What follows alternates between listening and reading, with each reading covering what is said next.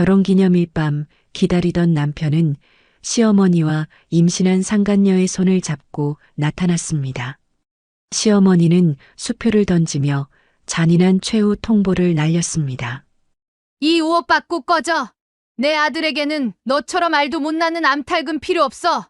그 순간 저는 5년간 사랑했던 남편을 바라보았습니다. 그는 시선을 회피하고 침묵했습니다. 그의 침묵은 시어머니의 그 어떤 모욕적인 말보다 만 배는 더 아팠습니다. 하지만 그들은 몰랐습니다. 그녀의 뱃속에도 작은 생명이 자라나고 있다는 것을요. 그리고 오늘 그들의 잔인함이 훗날 그들을 몰락하게 만들 시작이 될 것이라는 사실을 말입니다. 이야기가 궁금하시다면 구독과 좋아요 눌러주세요. 댓글로 지금 어디서 시청하고 계신지 소통해 주신다면 앞으로 더 좋은 영상 제작에 큰 힘이 됩니다. 윤지수는 근사한 저녁 식탁을 앞에 두고 향초 몇 개를 켠 채 설렘과 행복에 가득 차 있었습니다. 시계는 7시를 가리키고 있었고 결혼 5주년을 맞은 지수는 남편 차도연에게 세상 가장 기쁜 소식을 전할 생각으로 가슴이 벅차올랐습니다. 그녀는 헐렁한 원피스 아래 작은 생명이 깃들어 하루하루 자라고 있다는 비밀을 품고 있었습니다. 오랜 기다림 끝에 찾아온 아이였습니다. 지수는 이 아이가 삐걱거리던 결혼 생활의 균열을 메워주고 독사처럼 모질었던 시어머니의 독서를 멈추게 해줄 것이라 순진하게 믿었습니다. 그녀는 식탁 한가운데에 예쁜 선물 상자를 조심스럽게 놓았습니다. 그 안에는 선명한 2줄이 새겨진 임신 테스트기와 작은 생명의 형상이 담긴 초음파 사진이 들어 있었습니다. 지수는 머릿속으로 완벽한 시나리오를 그렸습니다. 남편 도연이 돌아와 낭만적인 분위기에 놀라고 함께 저녁을 먹으며 옛 추억을 이야기할 것입니다. 그리고 이 선물 상자를 열어보고는 놀라움과 함께 행복에 벅차올라 자신을 끌어안고 영원히 함께 하겠다고 약속할 것이었습니다. 하지만 7시를 훌쩍 넘긴 시간, 7시 30분, 그리고 8시가 되도록 남편은 돌아오지 않았습니다. 전화를 걸었지만 도연은 받지 않았습니다. 불안해지기 시작했습니다. 그녀는 애써 부정적인 생각을 떨쳐내며 갑작스러운 응급수술이 생겼을 거라고 스스로를 다독였습니다. 9시, 10시, 촛불은 거의 다 타들어갔고 식탁 위의 음식도 그리고 그녀의 마음도 차갑게 식어갔습니다. 밤 11시가 다 되어서야 아래층에서 익숙한 차 소리가 들려왔고 그녀의 마음속에 다시 작은 희망이 피어올랐습니다. 지수는 급히 현관문으로 달려갔습니다. 하지만 문이 열리고 들어선 것은 그녀의 희망을 잔인하게 짓밟으려는 세 사람이었습니다. 남편 도연이 돌아왔지만 혼자가 아니었습니다. 그의 옆에는 시어머니 고여사가 그리고 그들 뒤에는 젊고 아름다운 여자가 도발적인 미소를 띤 채 서 있었습니다. 지수를 가장 경악하게 한 것은 그 여자가 도연의 팔짱을 아주 친밀하게 끼고 있는 모습이었습니다. 지수는 심장을 누군가가 쥐어짜는 듯한 고통을 느꼈습니다. 이게 어떻게 된 일이야, 여보? 지수는 더듬거리며 물었습니다. 도연은 그녀의 눈을 똑바로 쳐다보지 못하고 고개를 푹 숙인 채 그저 석상처럼 침묵하고 있었습니다. 그의 옆에 선 고여사는 한 걸음 앞으로 나와 승리감과 경멸이 가득한 눈으로 지수를 쳐다봤습니다. 내가 소개해주지. 여기는 체린이라고 해. 거대 제약 그룹 미래제약 정 회장님 외동딸이자 내 남편이 일하는 병원의 가장 큰 파트너자 따님이지. 그리고 지금 뱃속에 우리 차씨 가문의 귀한 장손을 품고 있단다. 너처럼 알도 못 낳는 암탉이 아닌 대를 이을 아들을 낳아줄 여자란 말이다. 고여사의 말 한마디 한마디가 망치처럼 지수의 머리를 내리쳤습니다. 귀가 먹먹해지고 세상이 빙빙 도는 것 같았습니다.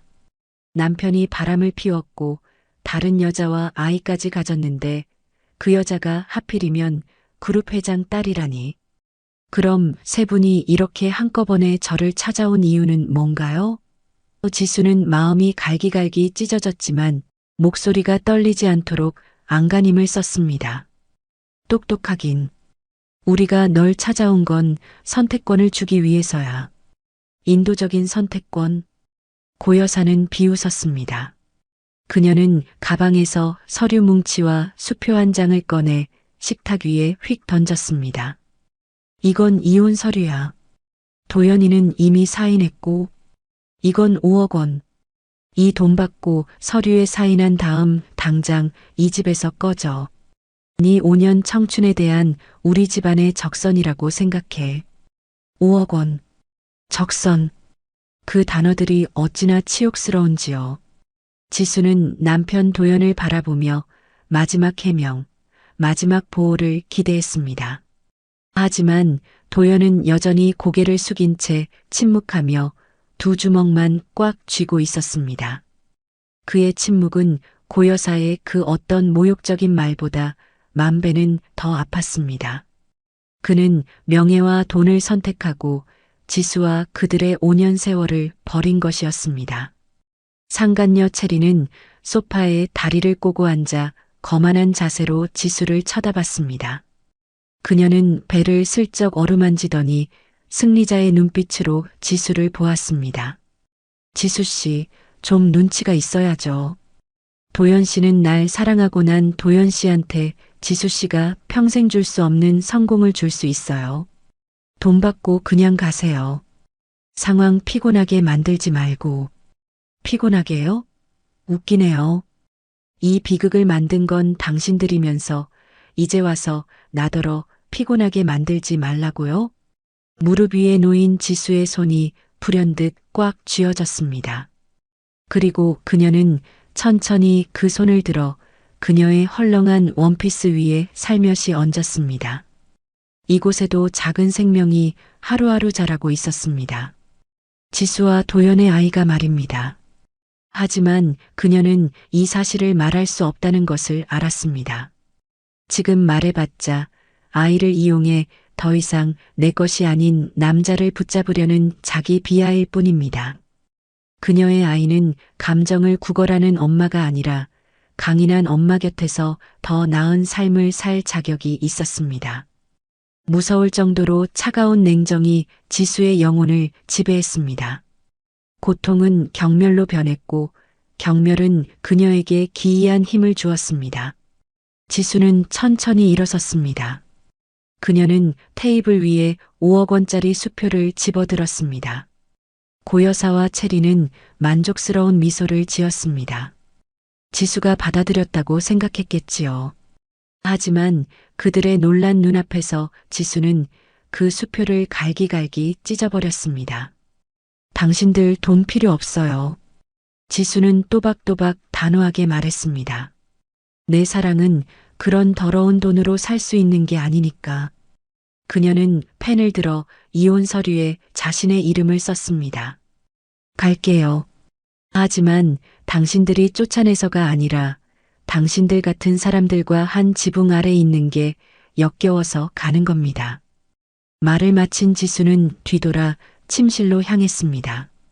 한 번도 뒤돌아보지 않았습니다. 등 뒤에서 고 여사의 목소리가 들렸습니다. 네가 감히 돈 안 받은 거 나중에 후회하지나 마. 지수는 후회하지 않았습니다. 그녀는 오직 자격 없는 남자에게 5년의 청춘을 낭비한 것만을 후회할 뿐이었습니다. 그녀는 조용히 옷 몇 벌과 개인 소지품을 작은 캐리어에 챙겼습니다. 캐리어를 끌고 문을 나설 때 지수는 그 세 사람을 스쳐 지나갔습니다. 인사도 눈길도 없이 그녀는 그 집을 나섰습니다. 차가운 밤속으로 걸어 들어가며 그녀는 무의식적으로 손을 배 위에 얹었습니다. 그들은 한 명을 쫓아냈다고 생각했지만 사실은 둘이었습니다. 그리고 그들이 방금 짓밟은 순한 양이 모든 것을 되찾기 위해 늑대가 되어 돌아올 것이라는 사실을 꿈에도 몰랐을 것입니다. 이것은 지수의 비극적인 여정의 시작이었습니다. 차가운 밤 공기가 지수의 뺨을 때렸습니다. 택시 문이 쾅 닫히고 지수와 그녀의 뱃속에 있는 작은 비밀을 싣고 택시는 한때 따뜻한 보금자리였던 집을 떠나갔습니다. 그녀는 울지 않았습니다. 너무나 큰 충격에 눈물조차 말라버린 것 같았습니다. 그녀는 그저 조용히 앉아 창밖으로 스쳐 지나가는 가로등, 불빛이 밤속으로 흐릿하게 번져가는 것을 바라볼 뿐이었습니다. 마음이 텅 비었습니다. 그녀는 5년이라는 가장 아름다운 청춘을 동화처럼 아름답다고 믿었던 사랑에 바쳤습니다. 그런데 이제 남은 것이라고는 차가운 이혼, 서류 한 장과 그 동화가 처음부터 거짓이었다는 잔인한 현실뿐이었습니다. 5년 전 늦가을 오후에 남편 도연을 처음 만났습니다. 당시에 지수는 갓 졸업한 신입 재무 분석가로 작은 증권회사에 다니고 있었고 도연은 그녀가 진료를 받으러 간 병원에서 실습 중인 레지던트 마지막 해차 의사였습니다. 지수는 그를 처음 만난 순간부터 깊은 인상을 받았습니다. 잘생기고 젠틀한 외모 때문이 아니라 그의 눈에서 뿜어져 나오는 따뜻함과 환자를 향한 헌신 때문이었습니다. 시끄럽고 붐비는 병원 안에서 도연은 유일하게 지수의 이야기를 끈기 있게 들어주고 건강 상태에 대해 자세히 설명해 준 사람이었습니다. 진찰하는 그의 손길은 부드럽고 전문적이었습니다. 그는 환자의 모든 걱정과 두려움을 날려버릴 수 있는 아주 선한 미소를 가지고 있었습니다. 지수가 작은 수술을 하게 되어 그 후 두 사람은 병원 구내식당에서 우연히 몇 번 더 마주쳤고 자연스레 대화가 시작되었습니다. 도연은 힘들었던 야간 당직 이야기, 의사라는 직업의 압박감에 대해 이야기했지만 그의 목소리에는 항상 사람을 구하고 싶다는 열정과 열망의 불꽃이 타오르고 있었습니다. 지수는 숫자와 주식 차트로 가득한 자신의 건조한 세계에 대해 이야기했습니다. 도연은 감탄이 가득한 눈빛으로 지수의 이야기를 아주 흥미롭게 들어주었습니다. 지수 씨, 정말 대단하네요. 여자가 그런 복잡한 걸 이해하다니 정말 존경스러워요. 두 사람의 사랑은 이렇게 자연스럽게 무르익었습니다. 도연의 당직이 끝난 후 급하게 만나던 저녁 데이트, 지수가 병원으로 가져다 주던 도시락, 매일 주고받았던 격려와 관심의 메시지들로 사랑은 더욱 깊어졌습니다. 도연은 부자가 아니었습니다. 레지던트 의사의 월급은 겨우 생활비를 감당하고 시골에 계신 어머니 고여사에게 약간의 용돈을 보내드리는 정도였습니다. 하지만 그는 단 한 번도 지수를 서운하게 한 적이 없었습니다. 자신은 낡은 셔츠를 입을지언정 한 달치 월급을 모아 지수에게 새 원피스를 사주었고 일주일 내내 라면을 먹더라도 주말에는 꼭 맛있는 식당에 데려갔습니다. 미안해 지수야. 지금은 당신한테 풍족한 삶을 줄 수 없지만 조금만 믿고 기다려줘. 이 힘든 시기만 지나면 내가 반드시 당신을 행복하게 해줄게. 지수는 그 말을 믿었습니다. 물질적인 것은 필요 없었습니다. 오직 그의 진심만이 필요했습니다. 그리고 지수는 말로만 하지 않았습니다. 그녀는 그를 포함한 누구에게도 말하지 않았던 자신의 숨겨진 능력을 이용해 도연의 성공을 남몰래 돕기 시작했습니다. 지수에게는 세상에 감춰온 비밀이 있었습니다. 겉으로 보기에 그녀는 월급 몇 푼 안 되는 평범한 회사원이지만 사실 그녀는 익명의 전문 주식 투자자, 금융시장에 숨겨진 거물인 알파 투자자였습니다. 이것은 그녀가 대학생 때부터 발견한 타고난 재능이었습니다. 그녀는 숫자에 대한 특별한 감각이 있었고 시장의 변동을 놀라울 정도로 정확하게 분석하고 예측할 수 있었습니다. 사고로 돌아가신 부모님이 남겨주신 작은 유산으로 지수는 조용히 투자를 시작했고 그 돈은 많은 사람들이 평생을 벌어도 만지지 못할 액수로 불어났습니다. 그녀는 그 돈을 즐기는 데 쓰지 않았습니다. 여전히 소박한 삶을 살았습니다. 그녀는 부가 자신을 바꿀까봐, 부가 자신에게 진실하지 않은 관계들을 끌어들일까봐 두려웠습니다. 그녀는 오직 평범한 지수, 그녀 자신을 사랑해줄 남자를 찾고 싶었습니다. 그리고 도연을 만났을 때 그녀는 바로 그런 사람을 찾았다고 생각했습니다. 지수는 자신의 재능과 비밀 자산을 이용해 도연을 위한 발판을 마련했습니다. 도연은 재능이 있었지만 병원처럼 복잡한 환경에서는 재능만으로는 부족했습니다. 그에게는 기회와 인맥이 필요했습니다. 지수는 다른 이름으로 된 투자 펀드를 통해 병원의 장비를 구매할 거액을 익명으로 기부했습니다. 그 대가로 그녀는 단 하나의 작은 조건만을 요구했습니다. 바로 차도연처럼 젊고 재능 있는 의사들에게 큰 수술에 참여할 기회를 주고 해외 연수를 보내달라는 것이었습니다. 그리고 기회는 도연에게 찾아왔습니다. 그는 이전에는 과장급 의사들만 맡았던 복잡한 심장 수술팀에 발탁되었습니다. 그는 훌륭하게 수술을 해냈습니다. 그의 이름이 주목받기 시작했습니다. 그리고 그는 싱가포르로 단기 연수를 떠나 최신 의료기술을 배우게 되었습니다. 돌아온 도연은 날개를 단 호랑이 같았습니다. 그는 연이어 어려운 수술들을 성공시키며 많은 환자들의 생명을 구했습니다. 그는 평범한 레지던트 의사에서 병원에서 가장 젊고 유능한 외과 의사 중 한 명으로 빠르게 승진했습니다. 도연은 매우 기뻐했습니다. 그는 지수를 품에 안고 모든 것이 행운 덕분이며 항상 곁에서 격려해준 지수 덕분이라고 말했습니다. 그 행운의 여신이 바로 자기 품에 안겨 있는 여자라는 사실을 도연은 까맣게 몰랐습니다. 지수는 진실을 말하지 않았습니다. 그가 자격지심을 느끼게 하고 싶지 않았습니다. 그녀는 그저 뒤에서 조용히 그의 성공과 행복을 지켜보고 싶었습니다.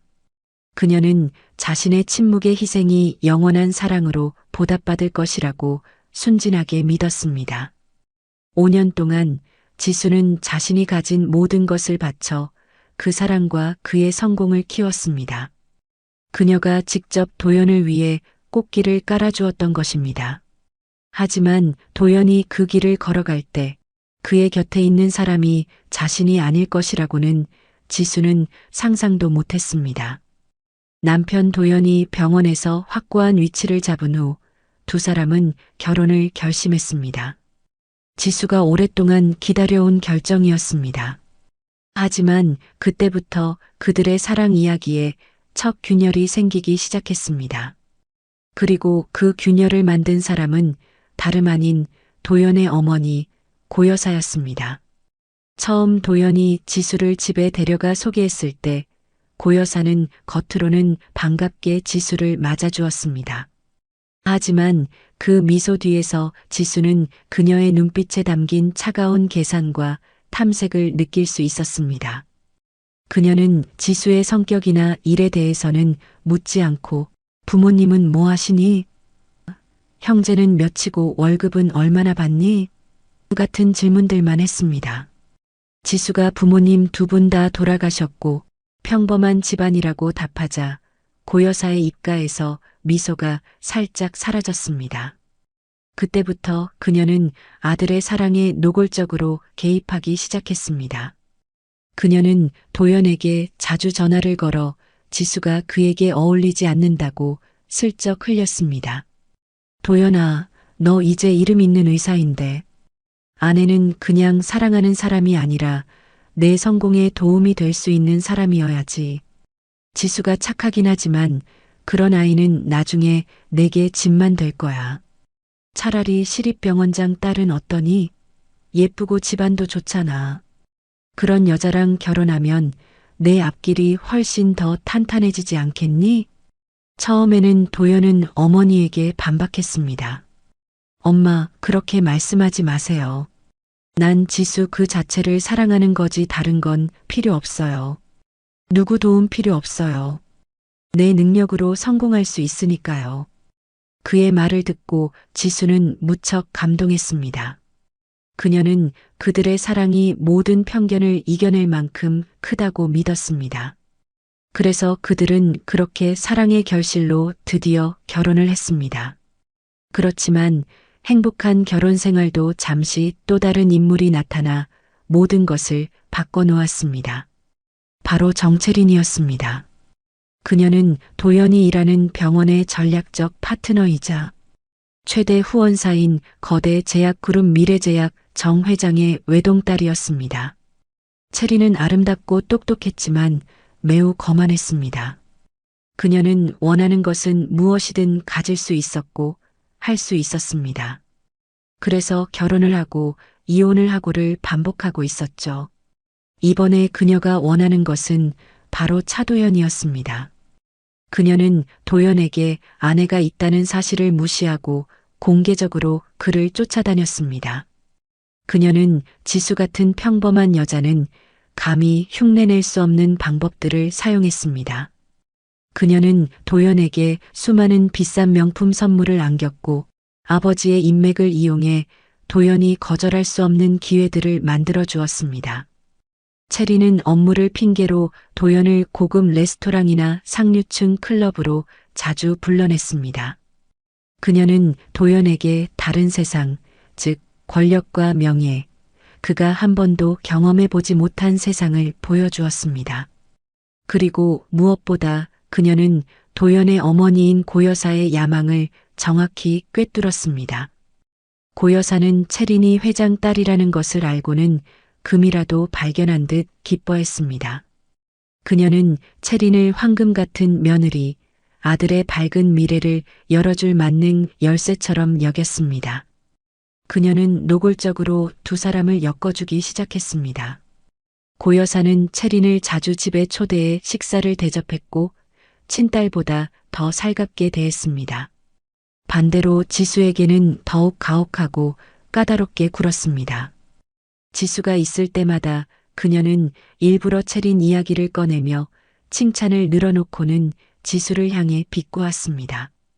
우리 도연이가 쟤랑 결혼했다면 장인어른 전화 한 통에 삐까번쩍한 개인 병원도 차릴 수 있을 텐데 누구처럼 남 밑에서 허리 굽혀 일할 필요도 없고 말이야. 그 말들은 독약처럼 서서히 도연의 마음속에 스며들었습니다. 가난한 집안 출신으로 오늘의 위치에 오르기까지 수많은 노력을 해온 도연이 그런 유혹적인 미래상 앞에서 어찌 흔들리지 않을 수 있었을까요? 지수는 남편의 눈빛이 흔들리는 것을 보았습니다. 그는 변하기 시작했습니다. 그는 더 이상 채린의 약속을 거절하지 않았습니다. 귀가 시간은 점점 늦어졌고 몸에서는 낯선 향수 냄새가 났습니다. 그는 지수에게 거짓말을 하기 시작했습니다. 두 사람의 통화는 뜸해졌고 문자도 단답형으로 변했습니다. 그들의 사랑은 침묵과 냉담함, 그리고 거짓말 속에서 서서히 죽어갔습니다. 지수는 그 모든 것을 눈치챘습니다. 마음이 칼로 베이는 듯 아팠지만 그녀는 소란을 피우거나 따지지 않았습니다. 그저 조용히 희망을 품었습니다. 그저 잠시 스쳐가는 바람이기를 결국에는 누가 진정으로 자신을 사랑하는지 깨닫고 내 곁으로 돌아오기를 바랐습니다.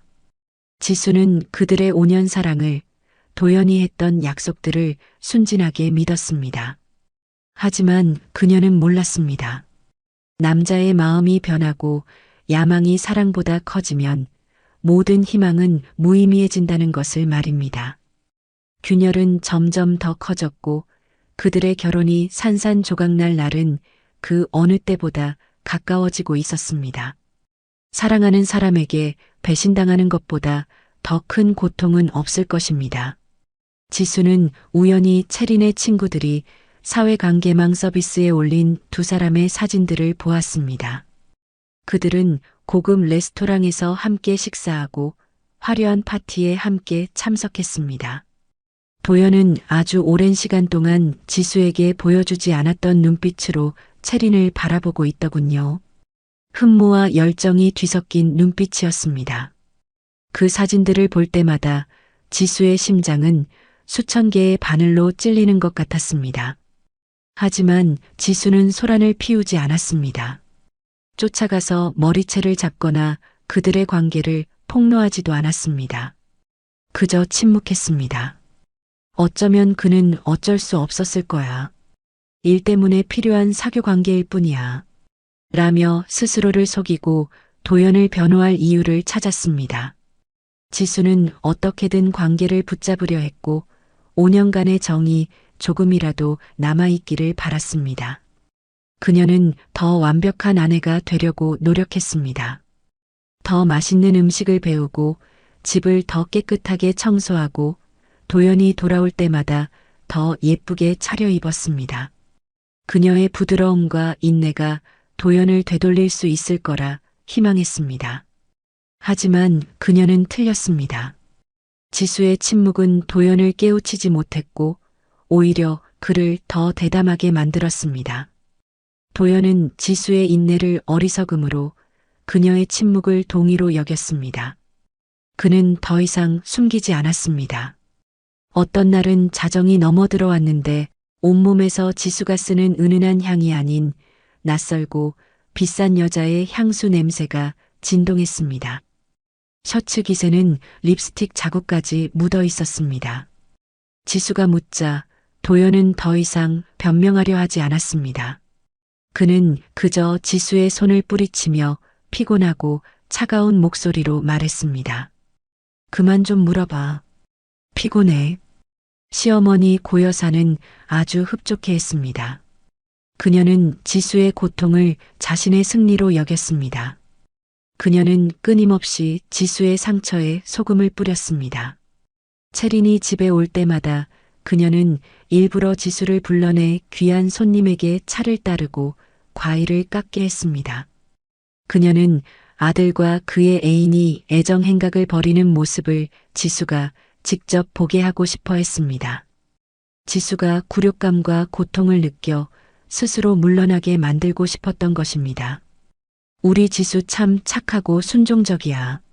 채린이가 나중에 우리 집 며느리로 들어오면 지수가 옆에서 시중 들고 다 챙겨줄 테니 넌 손에 물 한 방울 묻힐 일 없을 거다. 고여사는 채린에게 말했지만 눈은 지수를 꿰뚫을 듯 쳐다봤습니다. 그녀는 지수를 미래의 며느리를 위한 공짜 가정부로 취급하고 있었습니다. 그녀의 잔인함, 남편의 나약함, 그리고 상간녀의 오만함. 이 모든 것이 족쇄가 되어 지수의 삶을 옥죄고 그녀 안에 남은 마지막 희망 한 조각까지 질식시켰습니다. 지수는 그 나날들을 지옥과 다름없이 살았습니다. 그녀는 바싹 마르고 쾌활함이 사라졌습니다. 이혼을 생각했지만 5년의 사랑을 차마 잊을 수 없었습니다. 그녀는 여전히 도연을 사랑했고 기적을 바라고 있었습니다. 그리고 기적은 정말로 찾아왔습니다. 지수의 결혼 생활이 가장 어두운 나날 속으로 가라앉고 있을 때, 그녀가 절망의 벼랑 끝에 있을 때 희미한 빛 한 줄기가 갑자기 나타났습니다. 지수가 임신을 한 것입니다. 임신 테스트기에 선명한 두 줄이 나타난 것을 처음 보았을 때 그 기분은 정말 기적 같았습니다. 지수 안에 모든 고통과 분노가 사라지고 그 자리에 끝없는 행복과 벅찬 감동이 밀려왔습니다. 지수가 엄마가 된다니, 지수와 도연의 사랑의 결실인 아이를 갖게 되다니. 그녀는 임신 테스트기를 붙잡고 화장실에서 혼자 울었습니다. 하지만 이번에는 고통의 눈물이 아니었습니다. 행복의 눈물이었죠. 이 아이는 그저 작은 생명일 뿐만 아니라 지수의 유일한 희망이었습니다. 그때 지수는 순진하게 믿었습니다. 아이의 존재가 기적이 되어 벼랑 끝에 선 그들의 결혼을 구할 수 있을 것이라고요. 도연이 아빠가 된다는 사실을 알면 분명 변할 것이라고 생각했습니다. 그는 진정한 자신의 가정이 어디인지 깨닫고 지수 곁으로 돌아와 그들의 세 식구가 함께 행복한 가정을 꾸릴 것이라고 믿었습니다. 그 희망은 지수에게 기묘한 힘을 주었습니다. 그녀는 더 이상 우울해하거나 고통스러워하지 않았습니다. 그녀는 자신의 몸을 더 챙기기 시작했습니다. 영양가 있는 음식을 먹고 육아에 관한 책을 읽었습니다. 그녀는 작은 천사를 맞이하기 위해 모든 것을 최고로 준비하고 싶었습니다. 지수는 계획을 세웠습니다. 이 소식을 평범한 방법으로 알리고 싶지 않았습니다. 도연에게 큰 놀라움을 선사하고 싶었습니다. 그의 차갑게 식은 마음을 흔들 수 있는 그런 놀라움을요. 그녀는 그들의 5년 결혼 기념일에 그 계획을 실행하기로 했습니다. 그녀는 하루 휴가를 내고 오후 내내 집을 꾸몄습니다. 도연이 좋아하는 장미꽃을 사고 낭만적인 향초를 켰습니다. 부엌에 들어가 그들이 처음 사랑에 빠졌을 때 도연이 가장 맛있다고 칭찬했던 모든 음식을 만들었습니다.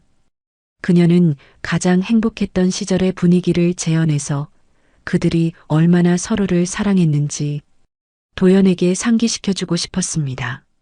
지수는 두 줄이 선명한 임신 테스트기와 작은 생명의 희미한 형상이 담긴 초음파 사진을 예쁜 선물 상자에 조심스럽게 넣고 식탁 한가운데에 놓았습니다. 그리고 새 원피스를 입고 가볍게 화장을 하고 식탁에 앉아 초조하게 기다렸습니다. 7시, 7시 30분, 그리고 8시. 도연은 아직 돌아오지 않았습니다. 전화를 걸었지만 받지 않았습니다. 불안해지기 시작했습니다. 설마 그 여자와 함께 있는 걸까? 오늘이 무슨 날인지 잊어버린 걸까? 그녀는 부정적인 생각들을 애써 떨쳐내며 아마 갑작스러운 수술이 생겼을 거라고 스스로를 다독였습니다. 그녀는 끈기 있게 기다렸습니다. 9시, 10시. 촛불은 거의 다 타 들어갔고 식탁 위의 음식도 그리고 지수의 마음도 차갑게 식어갔습니다. 밤 11시가 다 되어서야 아래층에서 도연의 차 소리가 들렸습니다. 지수의 마음속에 다시 작은 희망이 피어올랐습니다. 그녀는 급히 문으로 달려갔지만 그 희망은 잔인하게 짓밟혔습니다. 문이 열리고 도연이 돌아왔지만 혼자가 아니었습니다. 그의 옆에는 시어머니 고여사가 그리고 그들 뒤에는 도발적인 미소를 띤 채린이 있었습니다. 그들은 지수의 결혼 기념일을 축하하러 온 것이 아니었습니다. 최후 통첩을 하러 지수를 도연의 인생에서 이 집에서 완전히 몰아내기 위해 온 것이었습니다. 지수에게는 그 세 사람이 함께 문 앞에 나타나 모든 것을 휩쓸어 버리기 전에 시간이 멈추길 바랬습니다. 지수는 결코 오지 않을 기념일을 위해 낭만적으로 꾸며진 방 한가운데서 그들을 바라보며 얼어붙었습니다. 지수가 켰던 아름다운 촛불은 이제 채린의 얼굴에 어린 뻔뻔함, 고여사의 눈에 담긴 승리감, 그리고 도연의 얼굴에 나타난 비겁함과 죄책감을 더욱 선명하게 비출 뿐이었습니다. 희망과 작은 생명을 품고 있던 테이블 위에 예쁜 선물. 상자는 순식간에 의미를 잃고 낯선 물건이 되어버렸습니다. 웬 준비야? 마지막으로 한번 매달려 보시겠다? 고여사가 먼저 입을 열었습니다. 그녀의 목소리는 칼날처럼 날카로웠고 숨막히는 침묵을 깨뜨렸습니다. 내가 말해두는데 헛수고하지 마. 우리 도연이 결심했어. 너랑 이혼하고 채린이랑 결혼하기로. 이 뱃속에 우리 차 씨 가문의 귀한 장손이 있단 말이다. 그녀는 말하며 채린 쪽으로 턱을 지켜들었습니다. 채린은 마치 도발하듯 승리를 선언하듯 배를 앞으로 내밀었습니다. 장손. 그 두 단어가 피 흘리는 지수의 심장에 박히는 망치 같았습니다. 지난 몇 년간 고여사는 지수를 알도 못 낳는 암탉이라며 구박하고 비난했습니다. 그리고 이제 그녀는 원하는 것을 얻은 것입니다. 지수는 도연을 바라보며 작은 반응이라도 마지막 남은 정이라도 찾아보려 애썼습니다. 하지만 그는 여전히 고개를 숙인 채 지수의 시선을 피했습니다. 그의 침묵은 가장 잔인한 인정이었습니다. 그는 선택을 마친 것입니다. 그는 레드카펫이 깔린 미래를 선택하고 과거를, 가장 힘든 시절을 함께 보낸 아내를 기꺼이 버린 것이었습니다. 그리고 막장 드라마의 마지막 장면은 고여사가 지수에게 수표와 이혼 서류를 던지고 채린이 거만한 모욕의 말을 내뱉으며 도연은 그저 무력하게 동조하며 서 있을 뿐인 그 광경 그대로 전개되었습니다. 지수는 서서 그들의 말 한마디 한마디를 들었습니다. 처음의 고통은 금세 무감각으로 변했고 이내 극도의 경멸로 바뀌었습니다. 내가 이런 남자를 사랑했단 말인가? 내가 이런 사람들을 위해 희생했단 말인가? 그녀는 자신이 너무나 어리석게 느껴졌습니다. 존재하지도 않는 사랑을 믿었던 어리석음, 속부터 썩어버린 결혼을 붙잡으려 했었던 어리석음. 무릎 위에 놓여있던 지수의 손이 불현듯 꽉 쥐어졌습니다. 그리고 천천히 그 손을 들어 그녀의 배 위에 살며시 얹었습니다. 따뜻한 온기, 신성한 연결감이 솟아올랐습니다. 아가야, 내 사랑하는 아가. 아직 태어나지도 않은 너에게 이런 끔찍한 광경을 보여줘서 미안해. 너에게 자격 있는 아빠를 주지 못해서 미안해. 하지만 두려워하지 마. 지금 이 순간부터 너에겐 엄마뿐이야. 그리고 엄마가 약속할게. 이 세상에서 가장 좋은 것들만 너에게 줄게. 누구도 널 상처 입히지 못하게 할 거야. 기이한 힘이 지수 안에서 솟아올랐습니다. 엄마의 힘이었습니다. 그녀는 더 이상 약하고 사랑에 매달리는 윤지수가 아니었습니다. 그녀는 엄마였고 제 아이를 지켜야 했습니다. 지수는 이 아이에 대한 진실을 말할 수 없다는 것을 알았습니다. 만약 말한다면 그들은 지수가 아이를 무기로 이용해 매달린다고 생각할 것입니다.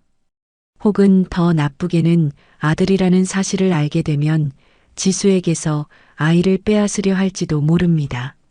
안 돼. 내 아이를 그런 유해한 환경에서 자라게 할 수는 없어. 떠나야 해. 이 사람들로부터 내 아이를 데리고 아주 멀리 떠나야 해. 마지막 눈물이 흘렀습니다. 한 사랑을 묻는 눈물이었습니다. 지수는 고개를 들고 그들의 얼굴을 똑바로 쳐다봤습니다. 그녀의 눈에는 더 이상 고통이 아닌 차갑고 결연한 의지가 담겨 있었습니다. 그녀는 수표를 찍고 이혼 서류에 서명하고 경멸에 찬 마지막 말을 내뱉었습니다. 그리고 침실로 돌아섰습니다. 가장 중요한 신분증이 들어있는 핸드백 외에는 아무것도 가져가지 않았습니다. 그들을 지나쳐갈 때 지수는 단 한 번도 곁눈질하지 않았습니다. 그녀에게 있어 이 순간부터 그들은 죽은 사람들이었습니다. 지수는 그 집을 나와 차가운 밤속으로 걸어 들어가며 절대 뒤돌아보지 않았습니다. 지수는 그날 밤 그녀는 친구 집에도 값싼 호텔에도 가지 않았습니다. 그녀는 고급 택시를 불러 도연과 그의 가족들이 평생 상상도 못했던 곳으로 향했습니다. 그곳은 바로 스타팰리스 펜트하우스, 이 도시에서 가장 비싸고 호화로운 주상복합 건물이었습니다. 오직 재벌이나 진짜 부자들만이 소유할 수 있는 곳이었습니다. 지수는 화려한 로비로 들어가 펜트하우스 전용 엘리베이터로 향했습니다. 검은색 카드키를 대자 엘리베이터는 그녀를 곧장 최고층으로 데려다 주었습니다. 엘리베이터 문이 열리자 지수의 눈앞에는 약 300평에 달하는 복층 펜트하우스가 펼쳐졌습니다. 고급스럽고 세련된 디자인, 그리고 밤의 도시 전경이 한눈에 들어오는 거대한 통유리창. 이곳이 바로 진짜 지수의 집이었습니다. 자신의 힘으로 번 돈으로 샀지만 남편, 도영과 함께 맨손으로 보금자리를 꾸리고 싶다는 순진한 생각에 한 번도 들어와 살지 않았던 집이었습니다. 지수는 월급 몇 푼 안 되는 평범한 재무 분석가가 아니었습니다. 그것은 그녀가 스스로 만들어낸 껍데기, 연기일 뿐이었습니다. 사실 그녀는 익명의 알파 투자자, 금융시장에 숨겨진 거물이었습니다. 타고난 분석 및 예측 능력과 부모님이 남겨주신 작은 유산은 그녀가 학창 시절부터 조용히 거대한 부를 쌓도록 도와주었습니다. 지수가 거대 그룹을 소유한 것은 아니지만 그녀 손에 있는 자산은 아마 체린의 미래제약 그룹보다 더 클 것입니다. 하지만 지수는 항상 그 사실을 숨겨왔습니다. 그녀는 평범하고 심지어는 조금 검소한 삶을 선택했습니다. 돈이 자신을 바꿀까봐, 돈이 자신에게 거짓되고 이기적인 사람들만 끌어들일까봐 두려웠기 때문입니다. 그녀는 항상 진실한 사랑을 갈망했습니다. 자신의 재산이 아니라 자기 자신 때문에 곁에 있어줄 남자를요. 그리고 그녀는 도연이 바로 그 사람이라고 생각했습니다. 지수는 기꺼이 모든 것을 포기하고 평범한 껍데기 속에서 사는 것을 받아들였습니다. 단지 그의 곁에 있기 위해서였습니다. 하지만 그녀는 틀렸습니다. 그것은 지수 인생 최대의 실수였습니다. 그날 밤 화려한 펜트하우스 한가운데 서서 지수는 더 이상 고통을 느끼지 않았습니다. 그저 쓰디쓴 아이러니만을 느낄 뿐이었습니다. 그녀는 왕국을 버리고 신데렐라가 되기를 자처했지만 결국 자신이 선택한 왕자에게 무참히 버림받은 것입니다. 하지만 괜찮았습니다. 신데렐라는 이제 자신의 궁전으로 돌아왔고 이번에는 더 이상 순진하지 않을 것입니다. 그녀는 여왕이 될 것입니다. 지수가 가장 먼저 한 일은 우는 것이 아니었습니다. 그녀는 자신의 최측근 비서이자 수년 전부터 고용한 최고의 금융 전문가인 강 실장에게 전화를 걸었습니다. 여보세요, 강 실장. 플랜 B를 가동해 주세요. 지수의 목소리는 차갑고 단호했습니다. 지난 3년간 우리가 서울중앙병원과 차도연 의사, 개인에게 제공했던 모든 투자와 간접 지원을 즉시 전부 회수하세요. 두 번째로 지수는 고급 컨시어지 서비스 회사에 전화를 걸었습니다. 그녀는 최고의 팀을 구성해 달라고 요청했습니다. 최고의 산부인과 의사, 개인 영양사, 임산부 요가 강사, 그리고 전문 가사 도우미까지였습니다. 그녀는 그들에게 말했습니다. 최고라는 두 글자 외에는 아무것도 필요 없습니다. 비용은 문제되지 않아요. 그리고 마지막으로 지수는 큰 거울 앞에 서서 자신의 모습을 비췄습니다. 그녀는 더 이상 소박하고 수수한 윤지수가 아니었습니다. 그녀는 자기 자신으로 돌아갈 것입니다. 독립적이고 강하고 힘 있는 여자로. 지수는 자신의 작은 생명이 있는 배에 손을 얹었습니다. 아가야, 이제 엄마랑 너는 새로운 삶을 시작할 거야. 누구도 무시하거나 괴롭힐 수 없는 삶을. 엄마가 이 세상에서 가장 좋은 것들만 너에게 줄게. 다음 날 완전히 새로운 윤지수가 다시 태어났습니다. 그녀는 더 이상 무너지지도 고통스러워하지도 않았습니다. 그녀는 가장 엄격하고 과학적인 산후조리 계획을 시작했습니다. 책을 읽고 클래식 음악을 듣고 요가를 했습니다. 지수는 자신의 펜트하우스를 그들 모자를 위한 평화로운 천국으로 만들었습니다. 그녀는 과거와의 모든 연락을 끊었습니다. 예전 전화번호는 버렸고 공통된 친구들과도 더 이상 연락하지 않았습니다. 그들에게 윤지수는 사라진 존재였습니다. 지수는 그렇게 조용히 자신의 삶을 살고 혼자 아이를 낳아 키울 것이라고 생각했습니다. 하지만 운명은 그녀를 놀리고 싶었던 모양입니다. 운명은 지수와 그 사람들에게 상상도 못할 재회를 준비해 놓았습니다. 지수가 새로운 삶, 풍요롭고 평화로운 싱글맘의 여정을 시작하고 있을 때 다른 한편에서는 그녀를 인생에서 밀어낸 그들도 만족스러운 새 장을 시작하고 있었습니다. 지수가 떠난 지 불과 한 달 만에 화려하고 성대한 결혼식이 열렸습니다. 신랑은 지수의 전 남편 차도연이었고 신부는 물론 고여사가 그토록 원했던 차 씨 가문의 귀한 장손을 임신한 거대 제약그룹 미래제약 정 회장의 외동딸 정채린이었습니다. 그들의 결혼식은 모든 연예 및 사회면에 보도될 정도로 큰 행사가 되었습니다. 사람들은 그 화려함과 수십억 원짜리 웨딩드레스, 수킬로미터에 걸쳐 늘어선 슈퍼카 행렬에 감탄했습니다. 사람들은 재능 있는 의사와 명문가 아가씨의 운명적인 사랑 이야기에 찬사를 보냈습니다. 그들은 지수처럼 가난하고 평범한 전처가 설 자리가 없는 현대판 동화를 그려냈습니다. 지수는 자신의 호화로운 펜트하우스 컴퓨터 화면으로 그 사진들을 보았습니다. 도연의 환한 미소, 채린과 전 시어머니 고여사의 만족스럽고 의기양양한 얼굴을 보았습니다. 지수의 마음은 조금도 흔들리지 않았습니다. 더 이상 아프지도 질투가 나지도 않았습니다. 그저 우스꽝스러울 뿐이었습니다. 거짓과 배신 위에 세워진 행복이 과연 오래 갈 수 있을까요? 그리고 지수의 예상대로 도연의 결혼 생활은 그가 상상했던 것처럼 장밋빛이 아니었습니다. 도연은 원하는 모든 것을 얻었습니다. 결혼 직후 그의 장인인 정 회장은 약속을 지켰습니다. 그는 사위를 위해 더 클래식 클리닉이라는 이름의 개인 병원을 열어주기 위해 거액을 투자했습니다.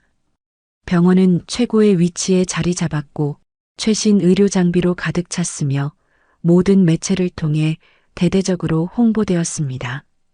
월급쟁이 의사였던 도연은 순식간에 젊은 병원장이자 성공한 사업가가 되었습니다. 그는 정말로 하루아침에 신분이 상승한 것입니다. 그의 어머니 고여사는 꿈보다 더 좋은 현실을 살게 되었습니다.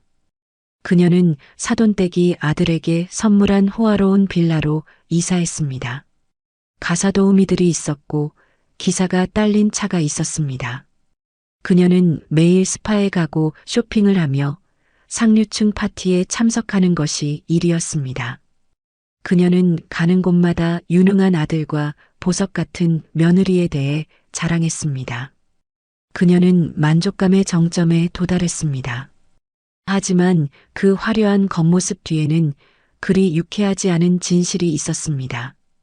도연은 병원장이 되었지만 처가 식구들, 눈에는 영원히 처가의 의지에 인생을 바꾼 가난한 집안 출신의 대릴 사위일 뿐이었습니다.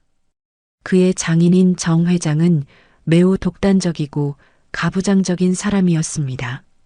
그는 사위를 노골적으로 무시했습니다. 인사부터 재무까지 병원의 크고 작은 모든 결정은 그를 통해야 했습니다. 도연은 이름뿐인 허수아비 병원장일 뿐 장인의 지시 아래 일하는 기계일 뿐이었습니다. 가족 식사 자리에서 그는 장인과 처남들에게 자주 훈계를 듣고 질책을 당했습니다. 차서방, 분수를 좀 알아야지. 이 집안이 아니었으면 자네도 그냥 평범한 월급쟁이 의사일 뿐이야. 그 말들은 자존심이 강한 도연의 마음에 가시처럼 깊이 박혔습니다. 그의 결혼 생활도 행복하지 않았습니다. 원하는 것을 얻은 체리는 금세 제멋대로이고 이기적인 아가씨의 본색을 드러냈습니다. 그녀는 남편의 일에 전혀 관심이 없었고 가정을 돌보지도 않았습니다. 하루 종일 쇼핑하고 친구들과 어울리기 바빴습니다. 이 결혼을 가능하게 해준 무기였던 뱃속의 아이는 이제 도연을 괴롭히는 핑계가 되었습니다. 그녀는 도연에게 시중을 들게 하고 모든 비이성적인 요구를 들어주게 했습니다. 도연이 뜻을 거스르면 울면서 아버지에게 이르겠다고 협박했습니다. 그럴 때마다 도연은 고개를 숙이고 사과해야 했습니다. 그는 억압과 숨막히는 환경 속에서 살면서 남자로서의 자유와 발언권을 모두 잃었습니다. 그는 후회하기 시작했습니다. 늦은 밤 채린이 잠들었을 때 그는 종종 발코니에 나가 혼자 담배를 피웠습니다. 그는 옛날을 떠올렸습니다. 가난했지만 지수와 함께했던 지극히 행복했던 시절을요. 그는 소박하지만 따뜻했던 식사, 지수의 부드러움과 이해심, 그리고 조용한 희생을 기억했습니다. 도연은 자신이 가장 소중한 것을 잃었다는 것을 깨달았습니다. 하지만 모든 것이 너무 늦었습니다. 그는 스스로 이 길에 발을 들였고 더 이상 돌아갈 방법이 없었습니다. 그는 그저 이를 악물고 이 거짓된 행복 속에서 살아갈 수밖에 없었습니다. 한편 그의 가족이 거짓된 승리의 축배에 취해 있는 동안 지수는 스타 팰리스 펜트하우스에서 조용히 자신만의 체스 게임을 시작하고 있었습니다. 지수는 찾아가서 머리채를 잡고 모든 것을 폭로하는 방식의 복수를 선택하지 않았습니다. 그녀는 복수할 것입니다. 하지만 다른 방식으로 더 똑똑하고 더 신랄하며 더 잔인한 방식으로 말입니다. 지수는 잃어버린 것을 되찾는 것뿐만 아니라 그들이 도연을 유혹하는데 사용했던 바로 그 무기, 즉 돈과 권력으로 그들의 제국 전체를 무너뜨릴 것이었습니다. 금융시장에 숨겨진 거물이자 익명의 투자자로서 지수는 그럴 능력이 충분했습니다. 지수의 계획은 그녀가 보유한 최고의 금융 전문가 팀의 도움을 받아 매우 세심하고 치밀하게 수립되었습니다. 지수의 목표는 도연의 작은 개인 병원뿐만 아니라 그의 장인이 이끄는 거대한 제약 제국 미래제약 그룹 전체였습니다. 지수는 그것이 그들 모두에게 힘을 공급하는 뿌리라는 것을 알았습니다. 그 뿌리만 잘라내면 나무 전체가 저절로 시들어버릴 것이었습니다. 지수의 첫 번째 공격은 정면 공격이 아니었습니다. 그것은 은밀한 인수, 작은 파도들로 형성된 태풍이었습니다. 지수는 사람을 시켜 미래제약과 더클래식 클리닉의 전체 공급망을 분석하게 했습니다. 지수는 그들의 가장 큰 약점이 해외의 의료 장비, 공급업체와 특정 치료제 공급원에 대한 의존이라는 것을 발견했습니다. 그들은 소수의 독점 공급업체에 의존하고 있었고 그것이 바로 그들의 아킬레스건이었습니다. 지수는 자신의 투자 펀드에 명령을 내렸습니다. 수많은 자회사와 복잡한 거래를 통해 신분을 숨기고 바로 그 공급업체들의 지분을 인수하는 작전을 시작하라고요. 비용이 많이 드는 싸움이었지만 지수에게 돈은 문제가 되지 않았습니다. 불과 2달 만에 지수는 유럽의 3대 의료 장비 공급업체와 미국의 2대 대형 제약회사, 즉 미래제약의 필수 파트너들의 지배권을 가진 최대 주주가 되었습니다. 결정적인 카드를 손에 쥔 지수는 포위망을 좁히기 시작했습니다. 그녀는 대주주로서 새로운 정책을 내세웠습니다. 그녀는 그 회사들에게 한국 시장으로의 신세대 장비 및 의약품 공급을 일시적으로 중단하라고 요구했습니다. 사업 전략 재평가와 새로운 독점 유통 파트너 물색을 이유로 들었죠. 물론 그 새로운 파트너는 지수가 직접 설립한 회사가 될 것이었습니다. 공급 위기가 터지기 시작했습니다. 도연의 더클래식 클리닉이 가장 먼저 그리고 가장 심각한 타격을 입었습니다. 그들은 막 개업하여 이미지를 홍보하기 위해 최신 장비가 절실히 필요했습니다. 하지만 이제 그들의 모든 주문은 거절되거나 무기한 연기되었습니다. 그들이 환자들에게 약속했던 CT 스캐너, 4D 초음파 기기 등은 이제 서류상으로만 존재했습니다. 그들이 독점이라고 광고했던 항암제, 심장 보조제 등 신세대 특수 의약품도 갑자기 시장에서 사라졌습니다. 환자들은 불평하기 시작했습니다. 고가의 건강검진 패키지에 돈을 지불했던 사람들은 이제 그에 상응하는 서비스를 받지 못했습니다. 그들이 수천억을 들여 쌓아 올린 병원의 신뢰도는 비참하게 추락하기 시작했습니다. 도연은 불나방처럼 사방으로 뛰어다니며 대체 공급처를 찾았지만 모두 헛수고였습니다. 모든 주요 공급업체는 이미 지수의 통제하에 있었습니다. 그는 자신을 옥죄는 보이지 않는 적이 바로 자신이 벌인 전처라는 사실을 까맣게 몰랐습니다. 그의 장인 회사인 미래제약그룹도 사정은 나을 게 없었습니다. 그들은 수익성 좋은 의약품 유통 계약을 잃었고 매출은 급감했으며 주가는 폭락하기 시작했습니다. 항상 자신의 권력을 자부하던 정 회장도 이제 골머리를 앓으며 안절부절 못했습니다. 그는 계속해서 도연을 질책하며 모든 것을 그의 탓으로 돌렸습니다. 사위의 무능함이 온 가족에게 불운을 가져왔다고 생각했지요. 도연의 삶은 정말로 지옥으로 변했습니다.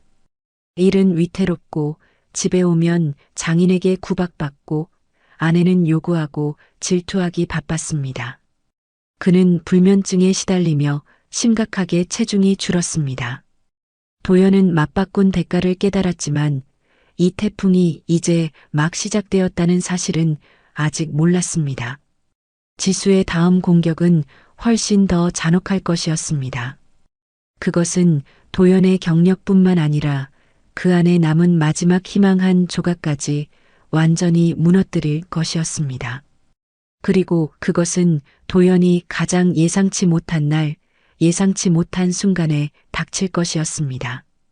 지수가 만든 태풍이 전 남편 가족의 제국을 조용히 파괴하는 동안 지수의 세상은 가장 평화롭고 복이 가득한 나날들이었습니다. 모든 복수 계획은 그녀의 전문팀에게 맡겼습니다. 그리고 지수는 온 마음과 시간을 바쳐 엄마가 되는 여정에 집중했습니다. 10달의 임신 기간은 지수에게 값을 매길 수 없는 선물이었고 이전에는 결코 경험해보지 못했던 자신을 발견하는 여정이었습니다. 지수는 더 이상 다른 사람을 먼저 챙기느라 바빴던 윤지수가 아니었습니다. 이제 그녀는 천천히 사는 법을 배우고 자신의 몸과 제 안에서 하루하루 자라는 작은 생명을 사랑하고 돌보는 법을 배웠습니다. 매일 아침 지수는 더 이상 서둘러 밖으로 나가지 않고 감미로운 클래식 음악 소리에 잠을 깨고 전문가가 짜준 식단에 따라 영양 가득한 아침 식사를 직접 준비했습니다. 그녀는 몇 시간씩 책을 읽었습니다. 건조한 금융 서적이 아니라 육아에 관한 책, 고전 문학 작품들이었습니다.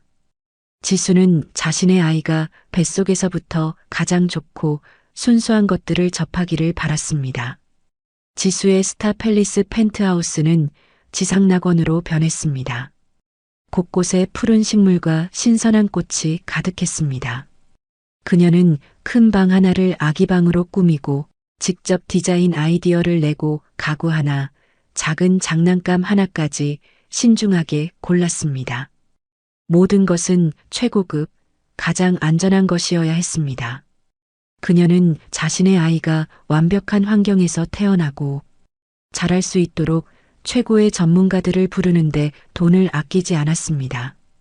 지수는 전혀 외롭지 않았습니다. 오히려 그 어느 때보다 충만함을 느꼈습니다. 뱃속의 아이는 최고의 동반자였습니다. 아이의 부드러운 발길질을 느낄 때마다 그녀의 배가 점점 불러오는 것을 볼 때마다 지수의 마음속에는 말로 표현할 수 없는 행복이 차올랐습니다. 지수는 아이에게 자주 말을 걸고 동화책을 읽어주고 자장가를 불러주었습니다. 그녀는 아이에게 바깥 세상이 아무리 복잡하고 잔인하더라도 엄마의 품 안에서는 항상 안전하고 무조건적인 사랑을 받을 것이라는 것을 알려주고 싶었습니다. 물론 조용한 밤, 과거의 슬픔이 문득 밀려올 때도 있었습니다. 하지만 지수는 이내 그런 약한 생각들을 떨쳐버렸습니다. 엄마와 아이를 무참히 버린 나쁜 아빠라면 차라리 없는 편이 낫다. 내 아이는 그런 아빠가 필요 없다. 도연의 배신은 지수를 무너뜨리는 대신 그녀에게 비범한 독립심과 강인함을 길러주었습니다. 그리고 지수가 가장 기다리던 날이 왔습니다. 그녀는 아이를 맞이할 장소로 가장 명망이 있고 비싼 병원 중 하나인 세인트 국제병원을 선택했습니다. 그녀는 최고의 의사와 간호사팀, 그리고 최상의 케어 서비스를 제공하는 최고급 VIP 출산 패키지를 등록했습니다. 지수는 아이가 태어나는 순간이 가장 신성하고 완벽한 순간이기를 바랐습니다. 하지만 그녀는 상상도 못했습니다. 그 완벽해 보였던 선택이 운명의 얄궂은 장난이 되어 그녀를 상상도 못할 극적인 재회로 이끌 줄은요. 그날 시계가 저녁 6시를 막 가리켰을 때 지수는 요가 매트 위에서 명상을 하며 부드러운 클래식 음악을 듣고 있었습니다. 그때 갑자기 첫 진통이 찾아왔습니다. 처음에는 가벼운 수축이었지만 금세 더 잦아지고 격렬해졌습니다. 지수는 자신의 아이, 자신의 작은 천사가 예정보다 일찍 세상에 나오려 한다는 것을 알았습니다. 그녀의 비서인 강 실장은 중년에 침착하고 매우 전문적인 사람으로 조금도 당황하지 않았습니다. 그는 즉시 지수가 몇 달 전부터 로열 출산 패키지를 예약해둔 세인트 국제병원의 응급 핫라인에 전화를 걸었습니다. 모든 것이 준비되어 있었습니다.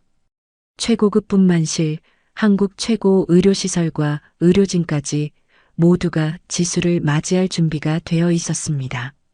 구급차가 사이렌을 울리며 도시의 밤을 갈랐습니다. 지수는 들것에 누워 신음소리를 내지 않으려 입술을 꽉 깨물었습니다. 손은 여전히 배 위에 얹고 아이에게 속삭였습니다. 아가야, 무서워하지 마. 곧 엄마 만날 거야. 우리 같이 힘내자. 지수는 자신이 돈을 주고 산 전문성과 최고의 서비스를 완전히 믿고 안심했습니다. 하지만 사람의 계획은 하늘의 뜻을 이길 수 없나 봅니다. 담당 의사 선생님이 병원으로 오던 중 사거리에서 큰 연쇄 추돌 사고에 휘말려 지수의 응급분만을 바로 도울 수 없게 된 것입니다. 상황이 너무나 급박했습니다. 지수를 직접 마중 나온 병원장은 급히 지수를 안심시켰습니다. 걱정하지 마십시오. 저희에게는 예비 방안이 있습니다. 교수님께서 오실 수 없지만 또 다른 의사를 배정하겠습니다. 저희 병원에서 막 스카우트해 온 최고의 외과 및 산부인과 전문의입니다. 독일에서 수년간 연수했고 실력이 매우 뛰어나 이보다 더 복잡하고 어려운 출산도 많이 다루었습니다. 절대적으로 저희를 믿어주십시오. 바로 차도연 의사 선생님을 부르겠습니다. 차도연. 설마 그는 아니겠지. 그 이름은 지수의 심장을 쿵 내려앉게 했습니다. 그때 극심한 고통 속에서 지수는 딴 생각을 할 겨를이 없었습니다. 그녀는 그저 무의식적으로 고개를 끄덕이며 그들 모자의 운명을 병원과 낯선 차도연이라는 의사에게 완전히 맡겼습니다. 지수는 신속하게 VIP 분만실로 옮겨졌습니다. 몇 분 후 분만실 문이 열리고 녹색 수술복을 입고 모자와 마스크로 얼굴 대부분을 가린 눈만 드러낸 남자가 들어왔습니다.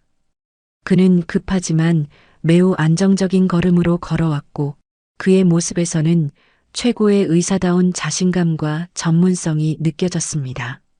그가 차트를 받아들고 읽는 목소리는 낮고 익숙했습니다. 지수가 죽을 때까지 잊을 수 없는 목소리였습니다. 그 목소리를 듣는 순간 지수의 온몸이 갑자기 굳어버렸습니다. 진통마저 잠시 멈춘 것 같았습니다. 이 목소리, 이럴 수가. 지수는 떨리는 몸으로 고개를 들어 그 의사의 눈을 보려고 애썼습니다. 그 눈은 여전히 깊고 약간의 슬픔이 서려 있었지만 확고한 의지가 빛나고 있었습니다. 지수가 한때 사랑했고 5년 동안 수천 번도 더 바라보았던 바로 그 눈이었습니다. 도현. 지수는 거의 들리지 않을 정도로 약하게 거친 숨소리에 섞여 그의 이름을 불렀습니다. 그 의사는 깜짝 놀랐습니다. 그는 차트에서 고개를 번쩍 들고 지수의 눈을 똑바로 쳐다봤습니다. 그리고 그 순간 그들의 시선이 마주쳤을 때 온 세상이 멈춘 것 같았습니다. 그의 눈은 차가운 전문가의 눈빛에서 극도의 경악과 충격으로 변했습니다. 그는 얼어붙었고 손에 들고 있던 차트가 바닥으로 떨어져 하얀 종이들이 흩날렸습니다. 지수야. 그는 떨리는 목소리로 눈앞의 광경을 믿을 수 없다는 듯 지수의 이름을 불렀습니다. 내가 왜 여기 있어? 그렇습니다. 병원에서 부른 최고의 의사, 지금 이 순간. 그들 모자를 구할 수 있는 유일한 사람은 얄궂게도 지수의 전 남편 차도연이었습니다. 그가 직접 손으로 받아내야 할 아이를 버린 바로 그 아빠였습니다. 개인 병원이 파산하고 처가에서 쫓겨난 후 그는 자신의 재능과 경험으로 바로 이세인트 국제병원의 외과 의사 자리를 구했던 것입니다. 이 아이. 도연은 떨리는 목소리로 지수의 배를 가리키며 더듬거렸습니다. 누구 아이야? 당신 다른 사람이랑 결혼했어? 고통, 질투, 그리고 상실감과 허탈함이 그의 눈에 선명하게 드러났습니다. 하지만 그때 이전보다 더 격렬한 진통이 지수를 현실로 끌어당겼습니다. 아, 지수는 소리를 지르며 배를 움켜쥐고 몸을 웅크렸습니다. 그녀는 더 이상 설명할 시간도 그와 다툴 힘도 없었습니다. 지금은 그녀의 아이의 생명이 가장 중요했습니다. 빨리 이 아이 좀 살려줘. 지수는 원망이 섞인 간절한 목소리로 그를 쳐다봤습니다. 지수의 비명은 도연의 혼란에 찬물을 끼얹은 듯 그를 현실로 되돌렸습니다. 그는 정신을 차렸습니다. 의사로서의 양심과 책임감이 모든 개인적인 감정을 이겨냈습니다. 그는 서둘러 장갑을 다시 끼고 간호팀을 향해 큰 소리로 외쳤습니다. 그의 목소리는 다시 침착하고 단호하며 위험 있는 모습을 되찾았습니다. 모두 제자리로. 태아 심박수 저하, 산모 혈압 상승, 여가로 인한 난산 위험, 보조기구 준비 서둘러. 팀 전체가 즉시 긴박하고 전문적으로 움직이기 시작했습니다. 도연은 지수 곁으로 몸을 숙였습니다. 그는 더 이상 죄 많은 전 남편이 아니라 책임감 있는 의사로 돌아와 있었습니다. 그는 마스크를 벗었고 이전보다 훨씬 헬쑥하고 마른 얼굴이 드러났습니다. 지수야, 내 말 들어. 그는 지수의 눈을 똑바로 쳐다보며 말했습니다. 그의 목소리는 엄격하면서도 이상하게 부드럽고 안심시키는 힘이 있었습니다. 지금은 무조건 침착해야 해. 개인적인 감정은 전부 잊어버려. 아이만 생각해. 숨을 깊게 들이쉬고 내쉬고. 그래, 그렇게. 나를 믿어. 무슨 일이 있어도 내가 아이를 안전하게 꺼내줄게. 알겠어? 지수는 그의 눈을 보았습니다. 이제는 회피나 죄책감이 아닌 의사로서의 굳은 결의와 약속이 담겨 있었습니다. 지수는 눈물을 흘리며 고개를 끄덕였습니다.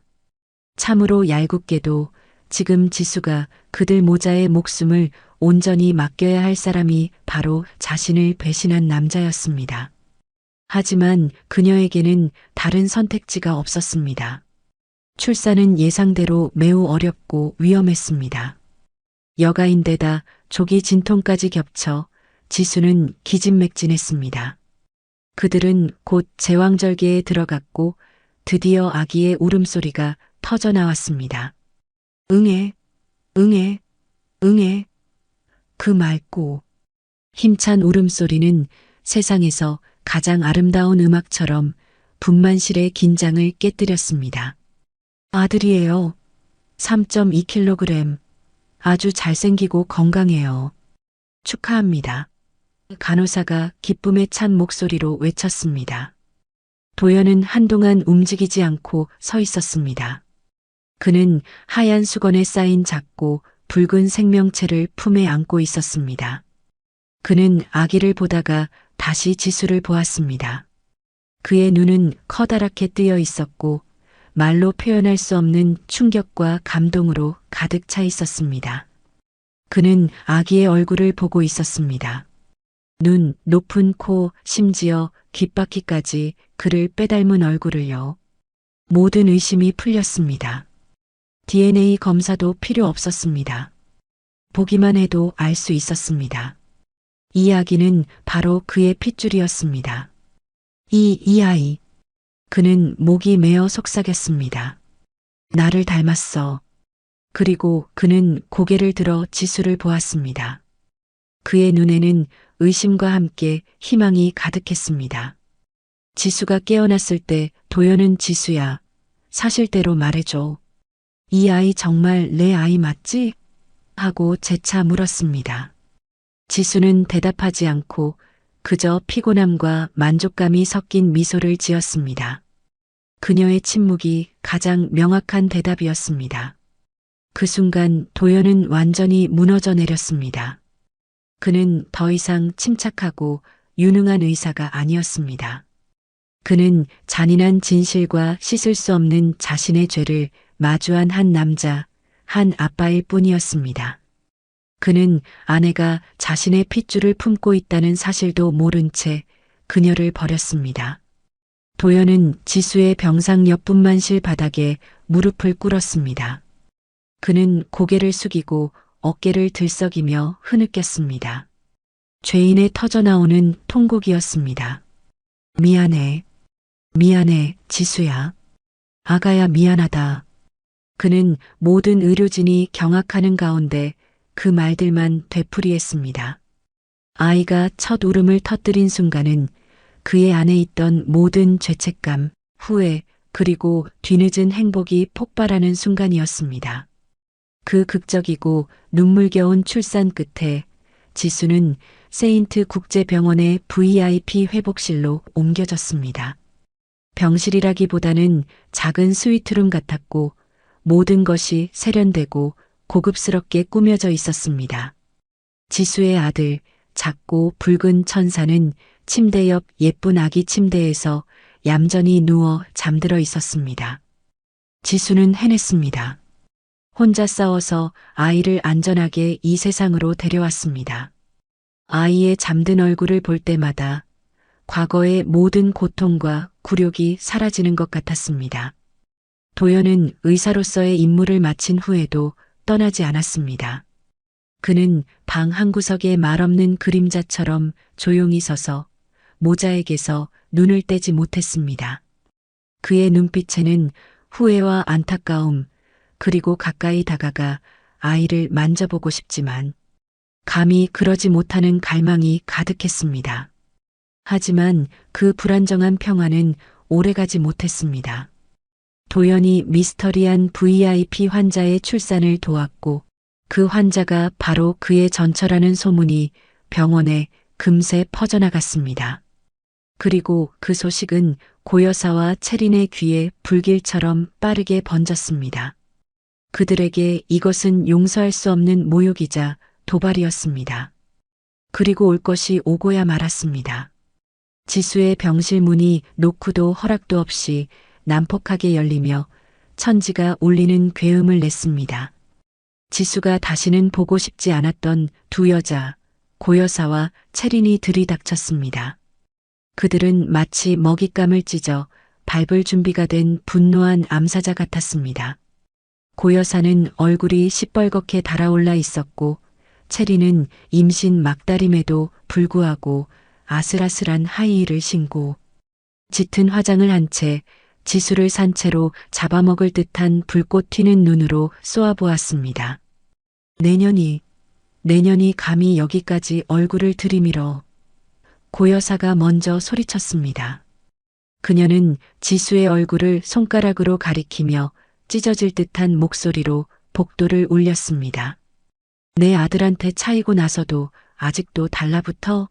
무슨 수작을 부려서 내 아들이 여기까지 와서 내년 애를 받게 만든 거야? 이 뻔뻔한 여우 같은 년. 체리는 침대 곁으로 곧장 다가왔습니다. 그녀는 경멸 가득한 눈으로 지수를 보다가 잠든 아기를 내려다보았습니다. 어머, 아들까지 낳았네. 축하해요, 지수 씨. 그녀는 비웃는 투로 말했습니다. 누구 씨인지는 모르겠지만 차인지 얼마나 됐다고 벌써 다른 놈이랑 애를 만들었대. 참 빠르네. 아니면 일부러 함정을 파서 이 잡종 같은 애를 이용해 우리 가정 파탄 내고 도연 씨 다시 꼬시려는 건가? 지수의 속에서 피가 끓어올랐습니다. 자신을 향한 어떤 모욕은 참을 수 있어도 자신의 아이를 건드리는 것은 말 한마디라도 용납할 수 없었습니다. 지수는 고통을 무릅쓰고 아이를 지키기 위해 침대에서 뛰쳐나가려 했습니다. 두 분 당장 나가세요. 여긴 병실이지 두 분이 와서 행패 부릴 시장 바닥이 아니에요. 행패? 오늘 내가 아주 끝장을 내주마. 고 여사는 간호사들의 만류에도 불구하고 소리쳤습니다. 어머니, 체리나, 두 사람 지금 뭐 하는 거야? 그때까지 방구석에서 얼어붙어 있던 도연이 마침내 정신을 차렸습니다. 그는 달려나와 모자 앞을 가로막고 마치 병아리를 지키는 어미닭처럼 두 팔을 벌렸습니다. 여긴 병원이에요. 집이 아니라고요. 조용히 하고 당장 나가세요. 내가 감히 제 편을 들어? 고 여사는 아들에게 돌아서서 그의 옷을 움켜쥐었습니다. 내가 전처랑 바람 피웠다고 온 동네 사람들이 우리 모자 욕하는 거 몰라? 너 정말 내 아들 맞아? 그만하세요. 도연은 절망과 고통이 뒤섞인 비명을 질렀습니다. 태어나서 처음으로 어머니에게 큰 소리를 낸 것이었습니다. 저도 이제 참을 만큼 참았어요. 제가 잘못했고 모든 걸 잃었어요. 더 이상 잘못하고 싶지 않아요. 어머니 체린이 데리고 어서 돌아가세요. 체린은 질투심에 이성을 잃고 소리쳤습니다. 그녀는 도연을 밀치고 아기 침대로 돌진했습니다. 소란 때문에 아기는 이미 몸을 뒤척이며 울음을 터뜨리려 하고 있었습니다. 그녀는 지수의 아이에게 무슨 짓을 하려는 것 같았습니다. 안 돼. 지수와 도연이 동시에 소리쳤습니다. 바로 그때 차갑고 위험 있는 목소리가 문 쪽에서 울려 퍼졌습니다. 당장 멈추시오. 방안이 얼어붙었고 모두가 문 쪽을 돌아봤습니다. 그곳에는 검은 정장을 입고 서류 가방을 든 매우 근엄한 표정의 남자가 서 있었습니다. 지수의 비서이자 개인 변호사인 강 실장이었습니다. 그는 혼자가 아니었습니다. 그의 뒤에는 전문 경호업체의 유니폼을 입은 건장한 경호원, 2명과 제복을 입은 경찰 2명이 심각한 표정으로 서 있었습니다. 정채린 씨 맞으십니까? 강 변호사는 얼음처럼 차가운 목소리로 물었습니다. 저는 제 의뢰인 윤지수님의 법률 대리인입니다. 저희는 정채린 씨의 부친인 미래제약그룹 정 회장께서 입찰비리, 가짜약 제조 및 판매, 그리고 수천억 원대에 달하는 탈세 행위를 저지른 명백한 증거를 확보했습니다. 이 모든 서류, 증거, 영상과 녹음 파일, 그리고 중요 증인들의 진술까지 저희는 이미 경찰 조사기관에 모두 제출했습니다. 그리고 아마 지금 이 시간쯤 정채린 씨의 부친과 삼촌 숙부들, 그 라인에 있던 모든 분들이 그분들과 함께 이야기 나누고 있을 겁니다. 채린의 세상이 무너져 내렸습니다. 그녀는 비틀거리다 바닥에 주저앉았습니다. 그녀의 아버지, 그녀의 자부심이자 유일한 버팀목이었던 거대한 제국이 무너진 것입니다. 고 여사는 그 자리에 서서 벌벌 떨었습니다. 그녀는 마침내 모든 것을 깨달았습니다. 아들의 병원이 파산한 것부터 사돈댁이 몰락한 것까지 이 모든 것이 우연이 아니었습니다. 그 뒤에는 모든 것을 조종하는 보이지 않는 손, 무서운 세력이 있었습니다. 그리고 그 세력은 바로 그녀가 알도 못 낳는다며 무참히 버렸던 며느리였습니다. 그녀는 결코 건드려서는 안 될 사람을 건드렸던 것입니다. 경찰이 다가와 고 여사와 채린에게 조사를 위해 동행할 것을 요구했습니다. 그들이 지수를 지나쳐 끌려나갈 때 고 여사는 갑자기 멈춰서 증오와 두려움이 뒤섞인 복잡한 눈빛으로 지수를 보며 말했습니다. 너 도대체 정체가 뭐야? 지수는 대답하지 않았습니다. 그저 연민과 냉담함이 섞인 눈으로 조용히 그녀를 바라볼 뿐이었습니다. 그들이 끌려나간 후 방 안에는 지수와 그녀의 아들, 그리고 도연만이 남았습니다.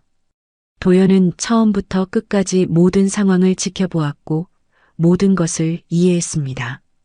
왜 자신의 병원이 무너졌는지, 왜 처가가 산산조각 났는지, 그리고 자신이 배신한 전처가 얼마나 무서운 배경과 힘을 가졌는지도 깨달았습니다.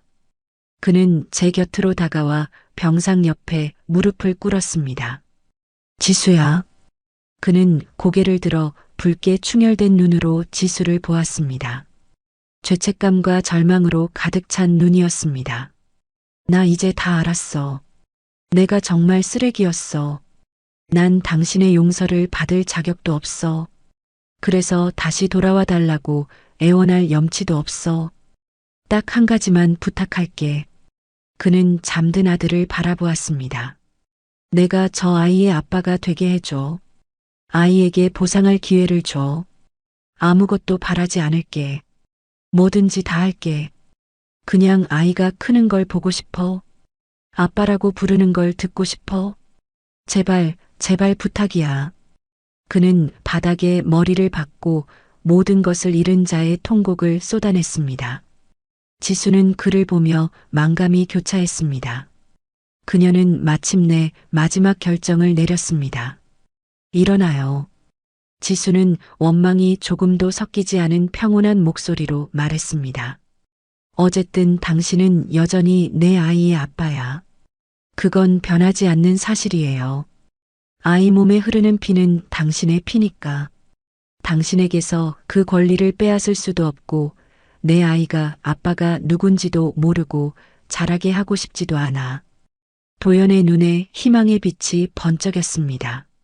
하지만 지수는 그의 눈을 똑바로 쳐다보며 단호하게 말했습니다. 단지 아이의 아빠로서만이야. 우리 사이는 정말로 끝났어. 당신이 당신 어머니와 그 여자가 날 모욕하는 걸 침묵으로 지켜봤던 그날부터 우린 끝난 거야. 도연은 얼어붙었습니다. 그는 지수의 뜻을 이해한 것입니다. 지수는 용서할 수는 있지만 잊을 수는 없었습니다. 그는 그저 멀리서 모자의 행복을 지켜보며 남은 평생을 후회와 아쉬움 속에서 살아가야 할 것입니다. 그것이 아마 그에게 내려진 가장 큰 형벌일 것입니다. 지수는 그에게 돌아가지 않았습니다. 그녀는 싱글맘의 삶을 선택했습니다. 그녀는 돈, 지위, 모든 것을 손에 쥐었지만 자신에게 진정한 행복을 가져다 준 가장 소중한 것은 그런 것들이 아니라는 것을 깨달았습니다. 그것은 바로 품에 안겨 있는 작은 생명이었습니다. 고통스러운 과거를 떨쳐내고 앞으로 나아갈 수 있게 된 영혼의 자유였습니다. 그녀는 잔혹하게 복수할 필요가 없었습니다. 왜냐하면 아이 곁에서 누리는 지수의 평화와 행복, 그것이 바로 자신을 배신한 자들에게 가장 달콤하고도 씁쓸한 복수였기 때문입니다. 오늘 이야기를 끝까지 들어주셔서 감사합니다. 영상 보시고 느끼신 감정, 댓글로 함께 나눠주세요. 여러분의 한마디가 누군가에겐 큰 위로가 될 수 있습니다. 영상이 마음에 드셨다면 구독과 좋아요로 응원 부탁드립니다.